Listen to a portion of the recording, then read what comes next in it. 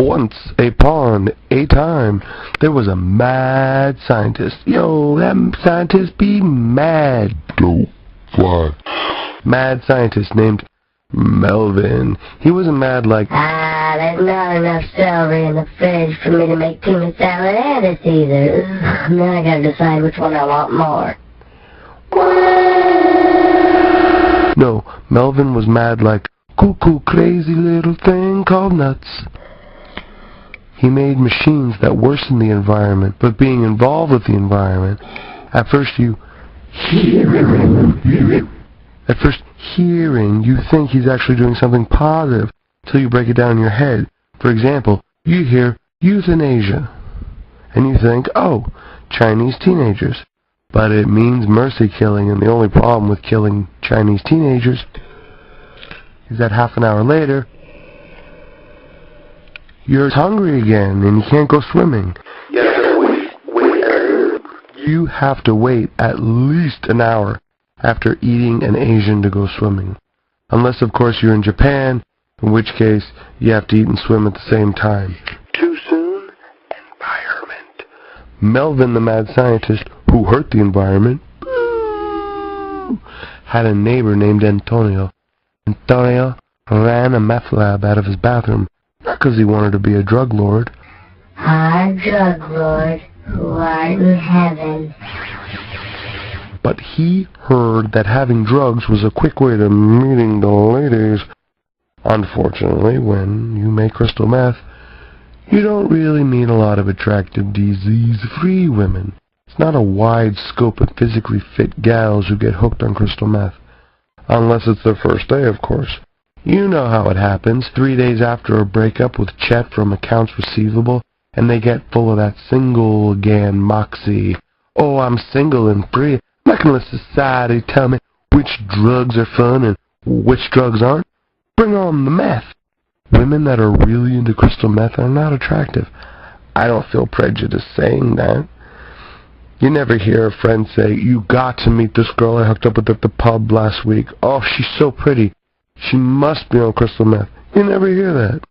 You never hear, hey man, I bumped into your mother at the mall yesterday, and hot damn, sweet Suzanne, she looks fantastic. Is she on crystal meth? Antonio was lonely. Why was Antonio lonely? Because when people bought their crystal meth, they didn't usually hang out afterwards. It's not like installing a pool table where once you get it set up, even the guy who smoothed out the felt and drove the table over to the house is like, let's rack 'em up and drink some brewskis. Woo-hoo! And even after you play the best 4 out of 7, the delivery guy is like, hey, let's flip through your family albums and reminisce about places you used to live. And you have to say, hey, delivery man, you gotta go. We don't have a relationship outside of the table. And he's all like, but we played pool together.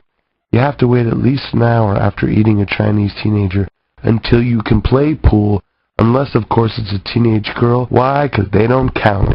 If they did, they wouldn't be so unlikable in China. Yikes. Chinese girls are as popular in China as black flies are in Muskoka. I hate Muskoka. That sounds like a skin disorder. We had to kill your Aunt Petunia, Billy. She's got Muskoka of the lap. You say Muskoka, and I say Muskoka. Antonio was lonely, so he thought he would make his life more fun by making breakfast for his neighbors. He didn't want to go just stop by their front door with food, because what if they weren't home? It'd be all like, hello, I'm Antonio. I have delicious English muffins and grapefruit. Oh, you're not here? Well, I guess I'll put a few wet chunks of grapefruit into your mailbox. His neighbors would come home. The junk mail would be soggy and citrus-esque.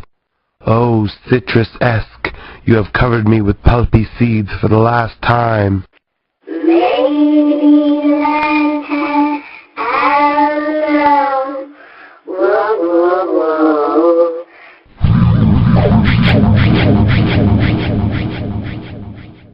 Being a meth lab attendee, Antonio drank a lot of those macho-sounding energy drinks that makes teenage jocks' hearts explode. And every time that happens in the news, I'm glad.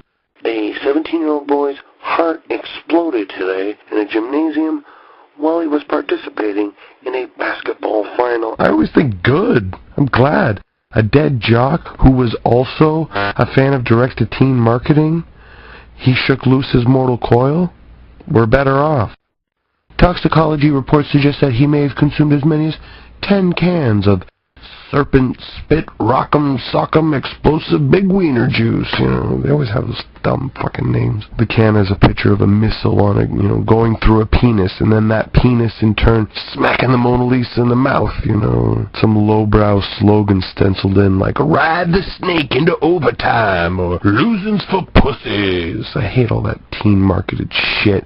And I love that energy drinks are killing teens almost as fast as energy sources are killing soldiers, weapons of mass distraction, take a preemptive shit in the punch bowl of mankind. Future generations are going to look back on the war in Iraq the same way we look back on Europe's condoning Hitler and Mussolini's gang-banging of the week. Future generations are going to look back and wonder why we let, and future generations are going to wonder why we let so few kill so many for so little. Makes me nauseous. Every time I see a supporter troops bumper sticker, all I can think is, Arbeit macht free. Freedom's just another word for living. Tonio wouldn't read the directions on the pancake mix box, so all of his pancakes would be watery in the pan and lumpy, and Melvin, the mad scientist, was the only neighbor who could even be bothered to sample pancakes, because everybody else just figured that Antonio was lacing the food with his drugs.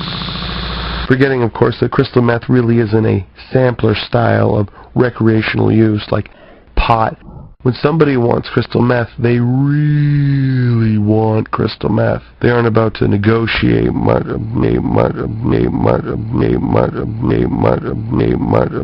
about the price. It's not like they're shopping around for a particular blend of poison to rot their teeth and turn their spit into battery acid. Well, I went to my class right now, but I think he's overcharging. Well, I think I'll take my crystal meth money somewhere else.